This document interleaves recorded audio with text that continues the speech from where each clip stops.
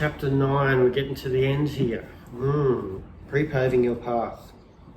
I absolutely love this part of the coaching program because up until this point we've been looking at the mind and how it is programmed, how the mind perceives things that are placed upon our path, and we've moved from a reactive space to a responsive space. Okay. From here on, 9, 10, 11 and 12, what we're doing is we're actually going to then start to look at our future. And I've said in the past that the mind doesn't necessarily like the future because there's a sense of unknown and then there's a threat. So it likes to predict it with placing things from the past into the future. So we're going to use the mind as a tool to pre-pave our path. Now, pre-paving our path, once again, this also came from Abraham Hicks, a concept called segment intending. I've found this very, very powerful. It's a beautiful skill, it's a beautiful awareness. And what it does is it just really gives us a bit of a taste of where we're going in the next couple of chapters, okay? So pre-paving your path, we're going to talk about emotions. We'll talk about emotions as having a particular frequency, particular hertz in a sense. And we know that within ourselves that guilt is an emotion that's very different to joy and happiness. There's a heaviness to guilt and even anger, whereas joy and happiness can be quite light. So we can notice that there's a difference of feelings within us, and that's why we give them different names. But there's also a frequency that comes with it, so we can measure it as well.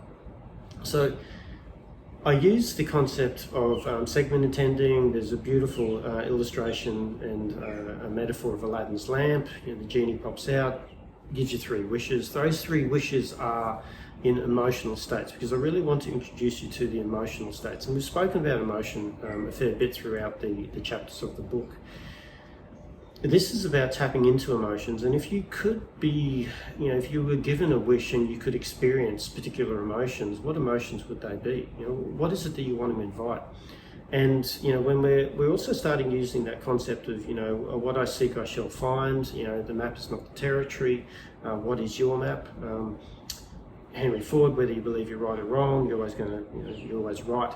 So what we do is there's an exercise with it around the segment intending. And the segment intending is that I wake up in the morning, we go through a bit of a funneling process. So there's that there. I'll put a PDF associated to this chapter, and you can then download that and you can go through the funneling process to then work out what are the 3 emotional states that you want to invite.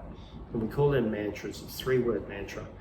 There's an exercise that I'll get you to do in the mornings, where you start to invite these emotions, you actually feel the emotional state, and that's also related to life can only give to me that which I already am. So what am I? Well, I am the most prominent and dominant thoughts and emotions that I'm activating throughout my days. Well, when's the best time to start the day off? When I wake up in the morning. That's when we set our momentum. So we're introducing and we're starting the day off on the right foot. We're getting out of the right side of the bed. Okay, so this is a really interesting couple of weeks, and I would encourage you to continue to use this segment intending, pre-paving your path for the rest of your life, basically. Today I invited flow, ease, and intimacy within my conversations and relationships. So I've had a really beautiful day so far. It's flowed very, very well. Had some really beautiful, heartfelt conversations that have been intimate with the people that I've been working with. It's just wonderful.